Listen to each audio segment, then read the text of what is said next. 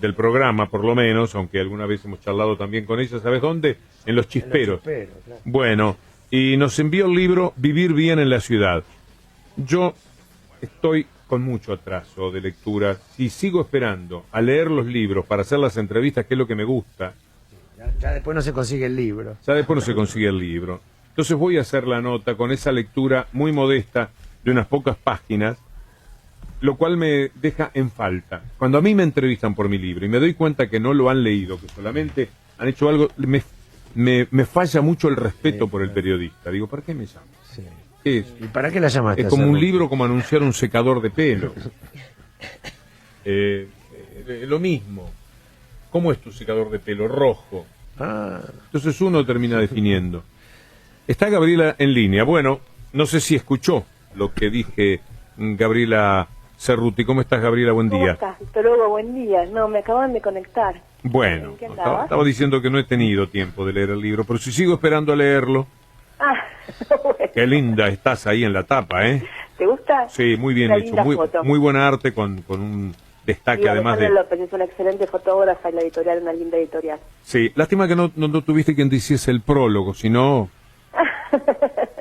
Es que vos sabés que Eugenio Zaffaroni hace el prólogo porque es una de las primeras personas que yo leo que ha trabajado este tema de la cuestión del constitucionalismo del vivir bien o del buen vivir, que es algo que se está extendiendo por Latinoamérica, que está en Bolivia, que está en Ecuador, que están las constituciones de esos países como meta del Estado, que es promover el buen vivir, hablar de la felicidad, hablar del amor, de la búsqueda del vivir bien, en armonía, en comunidad. Es algo muy innovador para la política, pero Eugenio plantea, Zaffaroni, que tiene que estar además en las constituciones, que tiene que haber un derecho constitucional sobre este tema, porque son ya los objetivos que tienen los ciudadanos, ¿no? Como meta para su vida.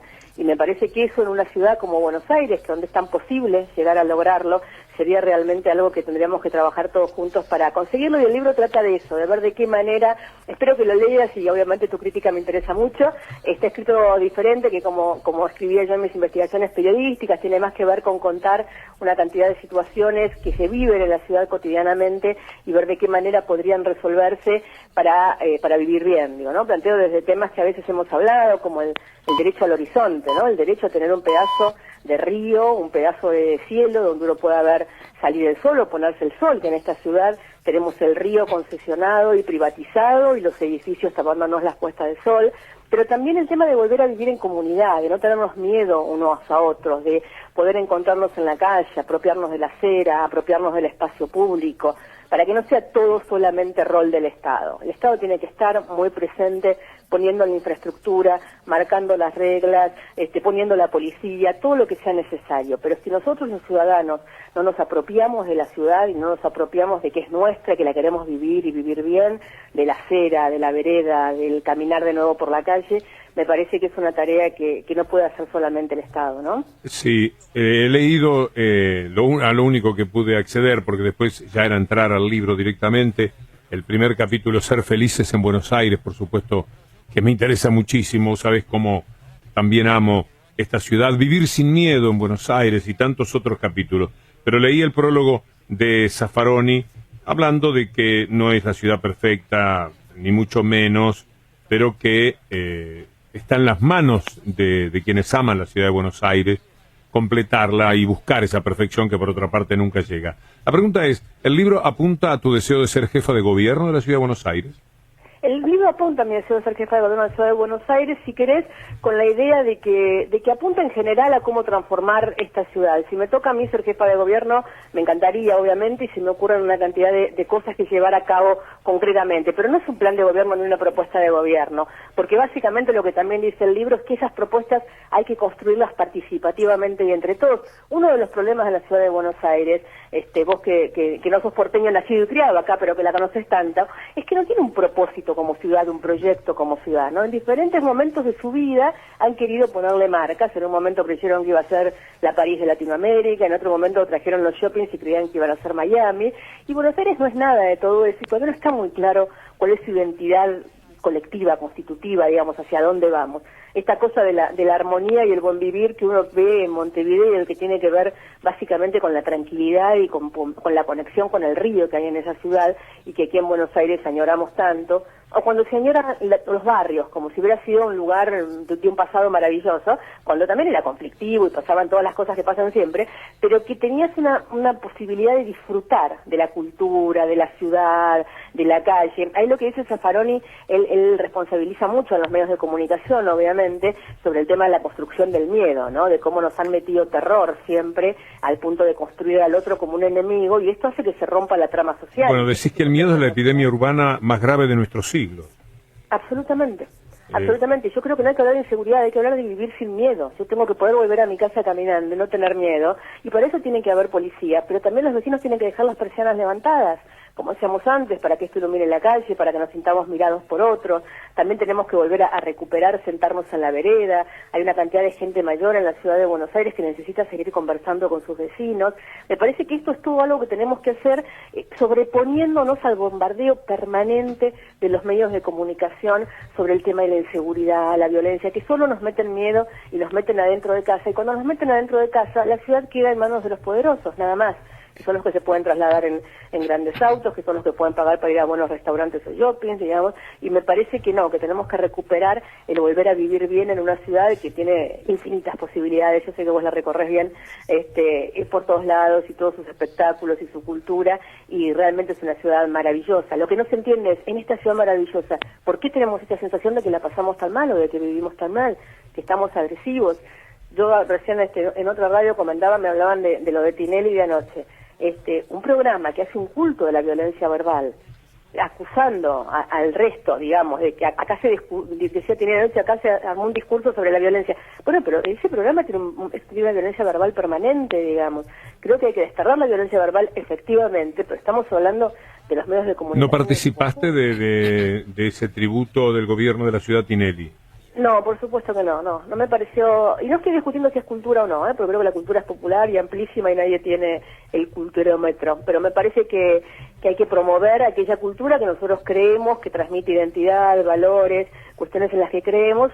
A mí no me gusta, no lo de Tinelli, que es un tipo muy valioso, el número uno de la televisión, de eso no cabe ningún tipo de... No me gusta que Scioli haya hecho tanta escuela. Scioli ha sido el maestro de pararse al lado de gente famosa para ganar cámara y lugar en la televisión, y construyó buena parte de su carrera política de esa manera, y me parece que ese es el camino que sigue en este caso Macri y cada uno de ellos. A mí me gusta el político que tiene algo para decir, el político que tiene algo para construir, algo para debatir. El que se para al lado de un famoso para ligar un poco de cámara y demás, en el fondo debilita mi respeto. No te digo que me lo elimina. No, a ver, es que eso es lo que estamos hablando. El libro va en el camino de mi aspiración a ser jefe de gobierno, claro que va. Ahora digo, es un libro que pongo a disposición de los ciudadanos y a disposición del debate, para que construyamos juntos una propuesta, para que debatamos sobre qué ciudad queremos. Esa construcción nos hace compartir un sueño colectivo como ciudad, allá vamos, digamos. Porque lo otro también te impide gobernar una vez que llegás. Si vos llegás porque te sacaste la foto con o por lo que fuera y no tenés realmente el poder político, el apoyo de los ciudadanos para hacer las transformaciones que hay que hacer, terminás haciendo lo que hizo Macri, que es puro maquillaje. La ciudad puede verse más bonita en algunos lugares, pero básicamente porque es maquillaje y te rascás un poco y no hay nada abajo, porque rascás un poco y no hay nada abajo del macrismo, básicamente. Gabriela Cerruti, ¿cómo decir tu apellido? ¿Cerruti o Ceruti? Mi papá es Ruggero Cerruti. Cuando vino a la Argentina en aquella ola inmigratoria le pusieron Rogelio Antonio Cerruti, con esa capacidad que tenían para cambiar la identidad de la gente porque sí. ¿De dónde venía él? Mi papá viene del Piamonte, de Italia. Después de la Segunda Guerra Mundial. ¿Piamonte hacia el Tirreno o Piamonte hacia el Adriático? Piamonte hacia la Lombardía. Papá nació en realidad en Biella, provincia de Vercelli. En un poquito, Biella está muy cerca de Novara, por ahí en esa zona. ¿Conocés, por supuesto? Sí, claro, estuve aquí el año pasado. Porque, el clásico viaje. Se volvió allí con la crisis del 2001, aunque no lo puedas creer. Y bueno, y ahora están todos viendo de volver para aquí de nuevo. Esos viajes de... yo no sé si en este momento ocurre también, pero un momento que los italianos, los aviones de Alitalia iban repletos, y vos hacías una especie de encuesta. De cada 10, 9 iban al lugar donde había nacido el padre, donde había venido el abuelo, porque están intactos algunos de esos pueblos, sobre todo el sur, Absolutamente. Y vos sabés que mi familia, que se vino en el 50, en el 48, llegaron a la Argentina después de la guerra, con mi nona Lidia Spinoglia, mi nono Bruno y sus hijos, después cuando estuvieron aquí en la Argentina durante todos esos años, yendo de un lugar al otro, y cuando estalló la crisis del 2001, volvieron al mismo pueblo del cual se habían ido, digamos, aunque ya no les quedaban allí teóricamente parientes, sino algunas relaciones más lejanas, y volvieron a construir ahí de nuevo su casa, su mundo. Ahora hay primos y nietos allí, digamos, algunos van y vienen, pero de alguna manera como que ese círculo sigue dando vueltas, ¿no? Sí, ¿cuántos años llegaban? Al tiempo que llegaba tu papá, por ejemplo, llegaba también el padre de Mauricio Macri, esos años 47, 48. Claro, es el final de la Segunda Guerra, cuando Argentina tuvo una política muy abierta de inmigración y realmente... En ese sentido, trabajo y lo conseguían, digamos, en ese ¿no? sentido, ¿qué país es? Maravilloso. Sí. No, es las historias que cuenta mi papá y el abuelo, bueno, mi papá ya falleció, pero además las historias que contaba de cómo los recibían en el hotel. Él llegaba con la abuela llegaba con una recomendación para un cura que le iba a dar trabajo en una estancia, y entonces iban haciendo el caminito, y efectivamente después aquí en la Argentina tuvieron otra cantidad de hijos y nietos y una vida de lo más feliz, ¿no? Gabriela Cerruti, un placer, como siempre. Me lo prometo por mí, no periodísticamente, la lectura del libro en su momento. Pero esto es una etapa, no sé si te pasa, uno no da abasto en la necesidad de información que hay para el desarrollo de mi profesión, que seguramente coincide con las necesidades del conocimiento político, de tanta ley que sale, de tanta ley que hay que discutir, que debatir, y hay que prepararse. Y la verdad es que estoy un poco dolido porque la lectura de placer, del estricto placer de leer algo que te dan ganas nada más, va quedando relegada en los últimos tiempos. Bueno, tomate tu tiempo, eso no hay que perderlo, Víctor Hugo. Trabajas mucho, trabajas un poco menos.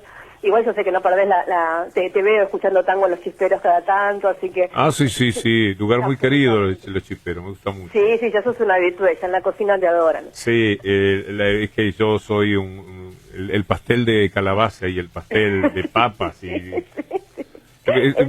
Me gusta más cuando hace frío y entro con el frío del bajo, con el viento del bajo, y entro a Los Chisperos y sé que va a haber buen tango y demás. Digo, la de calabaza o una cazuela, esas comidas de olla que hacen. Sí.